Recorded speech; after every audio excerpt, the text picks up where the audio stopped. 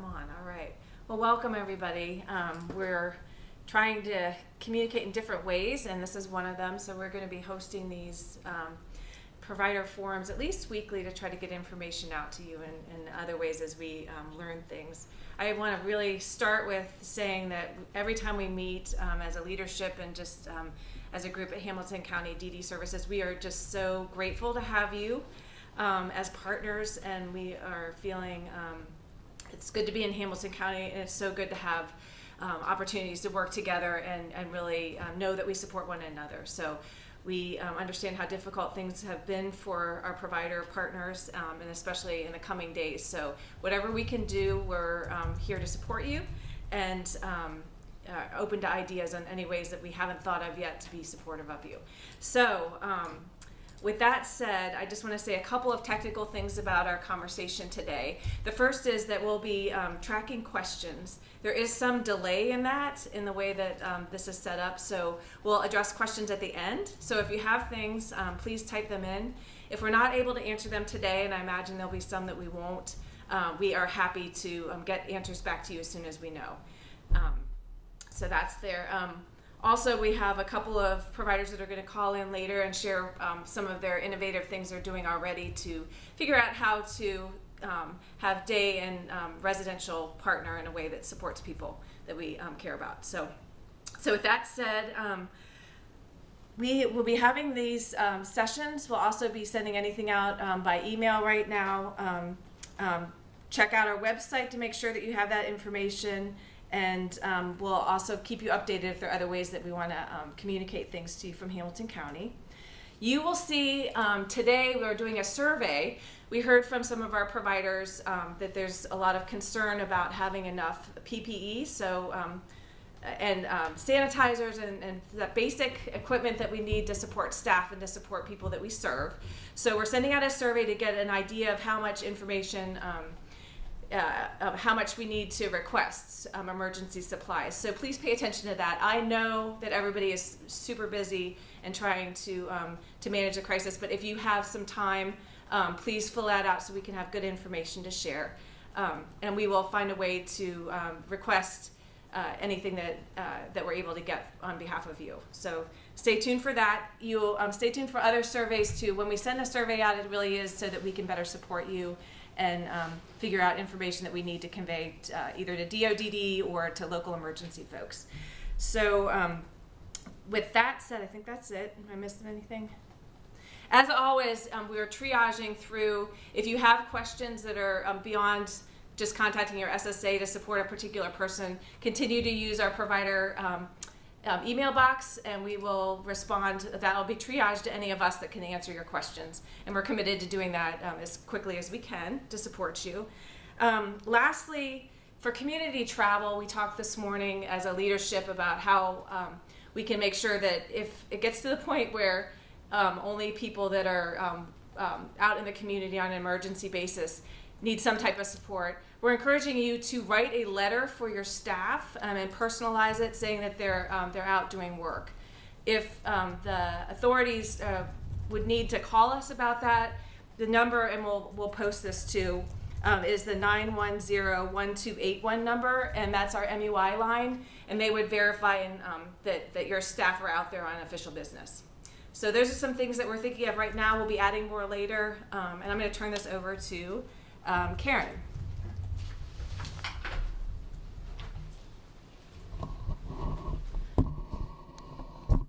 Provide a quick update about day providers. Currently we know about 16 provider agencies that have opted to close, and we know that has impacted about 513 people. So we are continuing to make sure SSAs are aware of the change, and that the funding reflects the change as well, so providers can bill as quickly as possible. With the link today, I included spreadsheets so that if ADA is being ended and an increase of HPC is needed, you don't need to do individual revision requests. You can just send a group spreadsheet of the start date and who's impacted by the change and what additional HPC hours are needed. We also know that ADA providers, some are opting to provide ADA services in homes. There's also an option that I have not heard being used, but if ADA providers are closing, but DSPs want to still support folks, they can provide respite in their home, and they would need to contract with a residential respite provider to do that. If you need help making those links, feel free to reach out to me, Karen Sherman at hamiltondds.org, Karen.Sherman. The other option is, which I discussed briefly, is ADA providers switching to HPC. We know a lot of our ADA providers do have the HPC certification, but a lot of them, larger agencies especially, do not have the HPC certification, but DODD is expediting that. So if you are able to complete an application online and send me the application number, I can forward that to DODD. We had an example on Monday where a provider submitted their HPC application and it was approved this morning. So there was a day lapse in between. So that can happen relatively quickly. A lot of questions we are getting is you still have to meet the EVV requirements, so that's an online training that providers would need to take. We also have heard that Active Day is also pursuing HPC certification, so that's a large provider that would be able to support in this crisis as well. I think that is all I have. Anything else, Jen, on the ADA?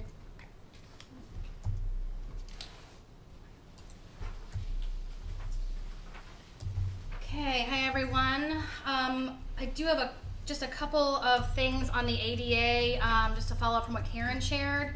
So there was a message that came out from the department about 3 options for ADA providers who are not going to be offering those services in facilities.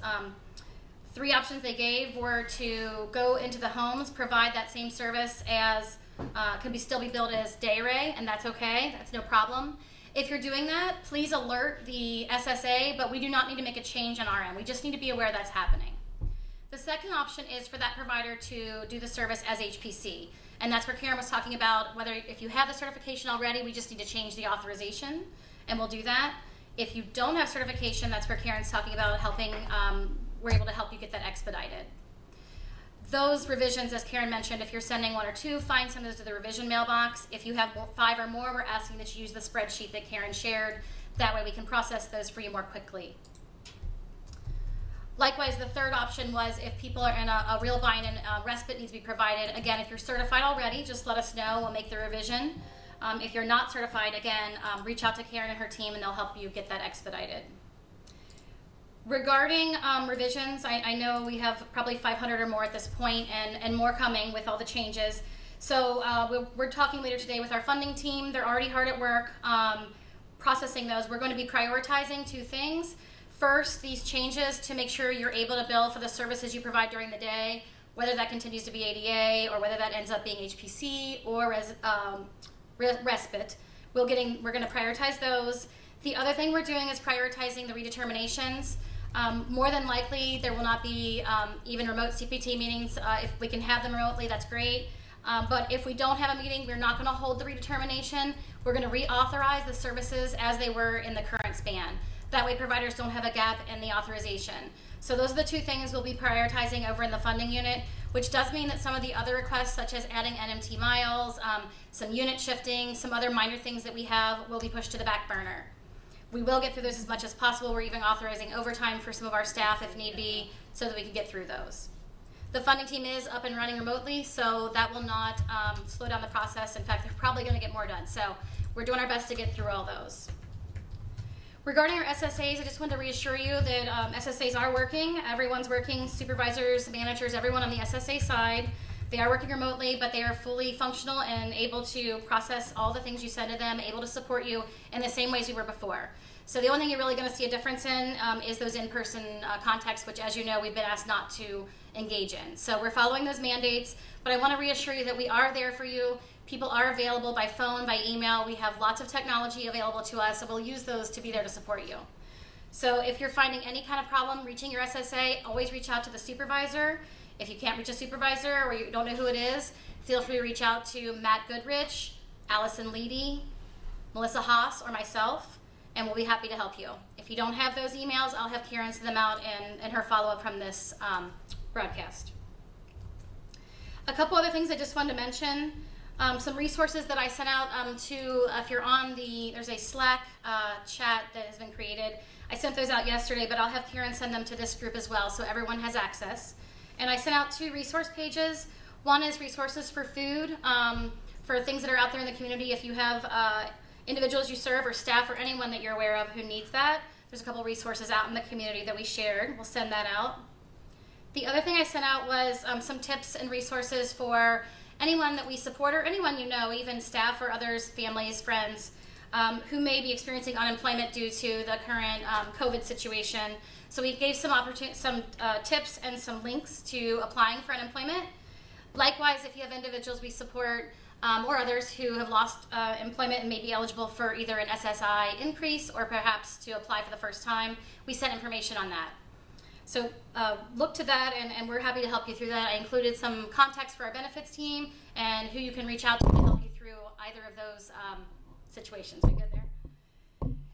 Okay. One other thing I want to mention, something we're working on, and I may have more information for you by the time we meet next week.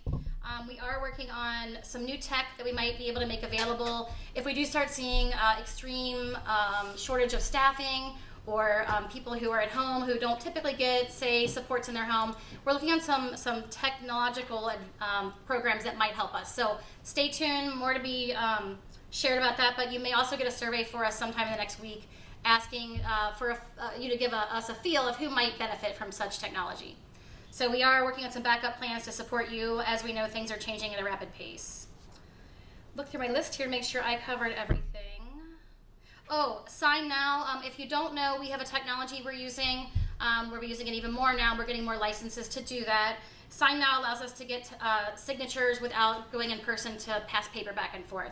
So it only works with either, I believe we can use it on phones and or computers. So if you have the ability to sign paperwork electronically, you likely will see an increase in requests for you to do so using Sign Now. I think those are all the things I needed to cover. Guys, anything else that I missed? Okay, well, everyone hang in there. And again, just to reiterate, we're all here and available to help support you in any way we can.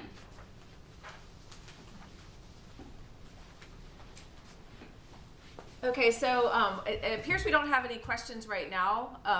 Right, Ryan?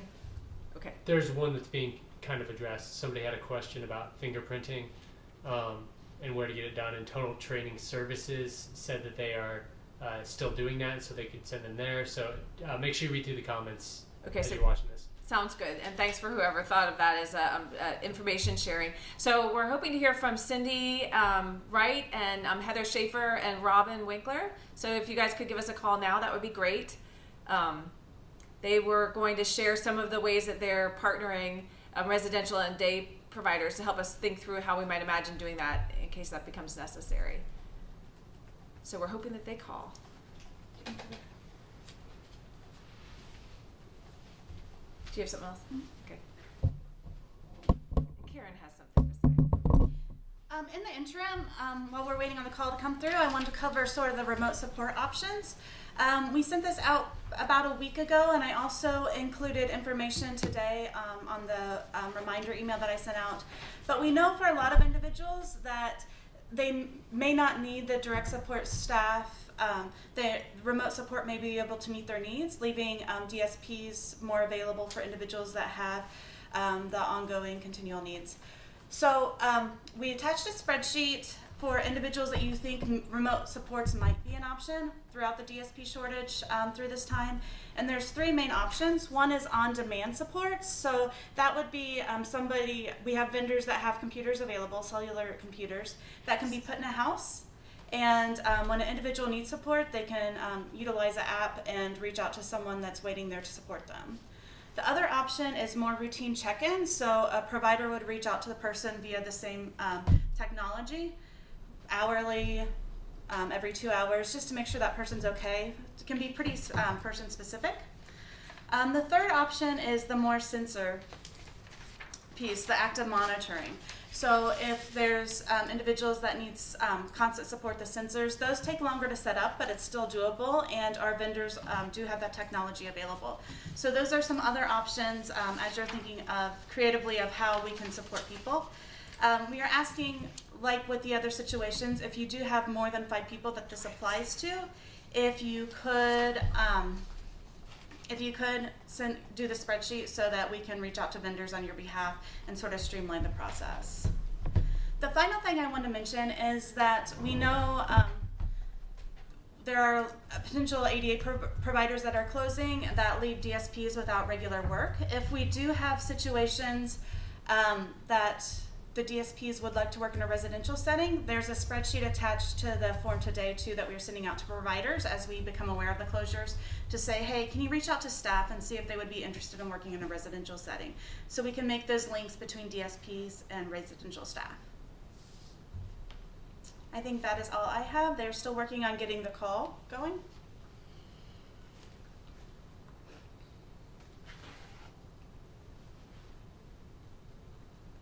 might have to call it from your computer here. I think we'll do it. We should get this as close as we can. So we are reaching out to HLED and CSI and Visionary Voices because they formed a partnership to sort of bridge services to meet a need, and we thought it was pretty creative, and we want to share sort of what some providers are doing because we thought it might be helpful as you brainstorm ways as well.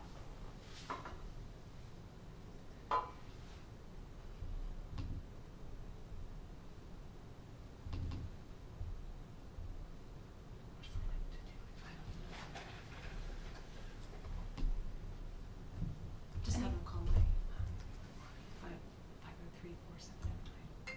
Here we go. Hi, Cindy. Okay, I'm gonna put you up on just for my cell phone, okay?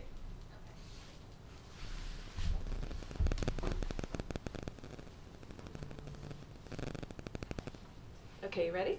Yep, we're ready. Okay, so we've got you next to the speaker if you want to share. Okay, all right. Thanks, Dawn. So, hi, everyone. It's Cindy and Andy from over at Community Supports.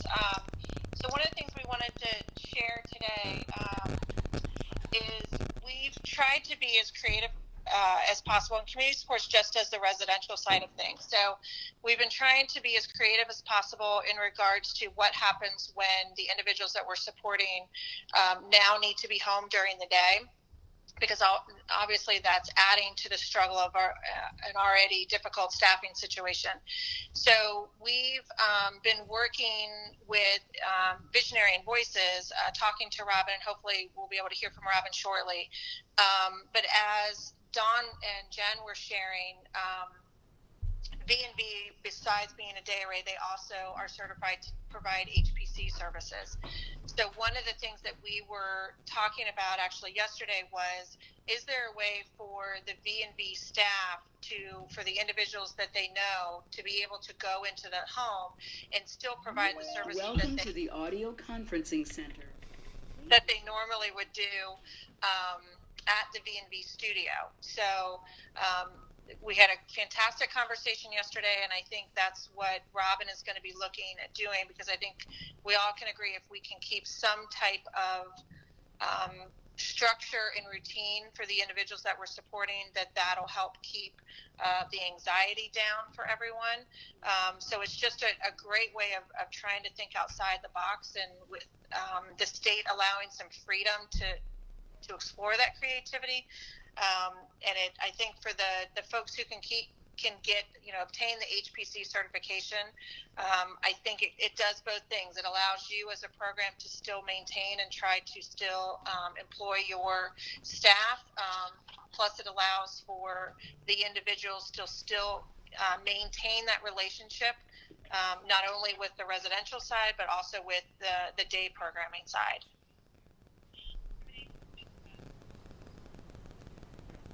Okay, thank you, Cindy. I think we've got the Skype working, so let me just see who else is on there. Robin or Heather, are you available? I am here. Great. I'm here as well. Yep. Hey, Robin. Hey, Robin, Hi. would you like to talk first, since Cindy just is partnering with you? Sure. Okay, so you're on. Okay. Yeah. So we're really trying to think outside the box. Had a great conversation with community supports yesterday. I've also been on the phone with LAD this morning about setting up something similar. I'm basically just looking for steady, consistent hours to where I could send a V&V staff person to a residential setting to offer our services, kind of taking the show on the road. So I think it's going to be important to have consistency as far as like the same staff person going to the same place on a weekly basis, just to cut down on that contact that we're having with different folks. And so right now we're just kind of looking at what these residential agencies, what their current needs are going to be for staffing. And then from there I can quickly pivot and place V&V staff members into those spots to kind of fill their staffing needs. Thank you, Robin. Anything else you want to Thank you. add before we have Heather speak? Yeah, just that. So we're basically just kind of making calls today. So like I said, we're kind of making arrangements with community supports, LAD, and others to whether we could either do adult day support or HPC, whether it's one-on-one in the home or maybe if there's some kind of office space available to where people could be spread out, to where like on a small group basis we could be offering services. And I think there's a lot of flexibility in whether it could look at 2 hours of making art to a whole 8-hour shift of relieving residential staff so they can take a break. So there's a lot of room and flexibility in what this could look like. And so for us, we are closed. Our income has come to a screeching halt, and we're just looking for creative ways to still provide services to sustain ourselves during a long closure and still meet the needs of those feeling isolated, and art. What better way to do that than through art making? So if anyone's listening and interested in partnering with us, we're very open. You can email me at rwinkler@visionariesandvoices.com. Thank you. Thank you, Robin, so much for sharing. Heather, would you like to talk a little bit about the shared living? Yeah, sure. So it all kind of started, we got creative initially with MetScore.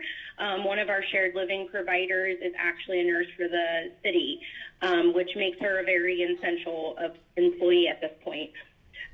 So they are getting their certification for HPC, and then what we're able to do, because HLED is also certified for HPC, is to change the shared living site into an HPC 24/7 site.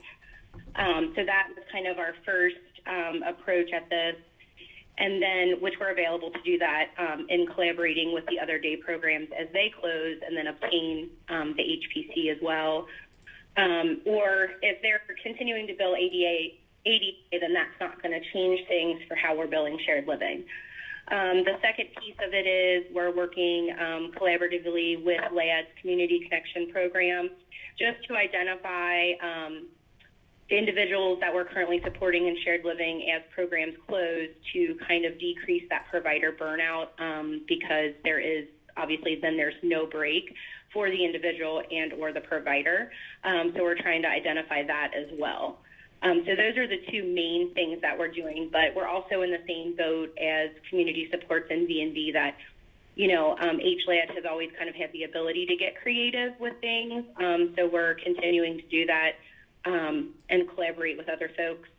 Also, if there's any emergency needs and things like that, we have protocols in place to kind of evaluate that and placing someone in an emergency situation, as long as, they're not showing any signs and symptoms of the virus. Okay. Well, thank you. That's super helpful. We'll look for opportunities in the next weeks to share anything that we see that's an innovative solution. Are thinking about different ways that we can partner. So we appreciate you tolerating our technology issues, but we'll look forward to staying in touch. So thanks so much, Heather. No problem. Take care. We have one more announcement that's sort of late breaking that Jen's going to share from Jamie. Yeah, this is via Jamie, so thanks Jamie for the text. Just some broad updates. Again, nothing confirmed on this. This is what we're hearing, but I consider Jamie a reputable source, so always check your sources. This is not confirmed, but the state is indicating that we will likely see something coming out, and I think we've heard this before, about day program closures, but there may be some parameters put out there to allow small group settings to continue at that 10 or less. That's been most recent recommendation by the CDC. So that maybe give us a little bit of hope for some normalcy and some of the small programming to continue. So that's good news. He also wanted to share, and again, not confirm, but there is some discussion at the state level, pretty intense discussion about the state trying to come up with some financial incentives to help providers during this really difficult time. So we'll keep sharing updates as we have them, but just a little bit of hopeful news as we get ready to wrap up here this morning. Wanted to share that with you. Thanks. Thanks, Jen. So just one final, we did get a question about whether or not the goal at the state level is to return to regular ADS services, and as far as we know, that is the case. I think we're just trying to manage the crisis right now, making sure that we're able to actively do social distancing, which can be a challenge. But yes, so the answer to that is we've not heard anything otherwise. So, and I know it's very important to particularly some of the larger providers. So keep that in mind. As you have questions, concerns, ideas, please continue to be in contact with us, and we'll find many ways to share it. I know everybody's super busy, so we'll try to streamline our communication so that you have the up-to-date information as we have it too. So as always, thank you so much for being such great partners, and we are, again, all in this together, and we are happy to be supportive in whatever way we can. So stay in touch, and we will see you sort of in person next Wednesday. Take care. Bye-bye.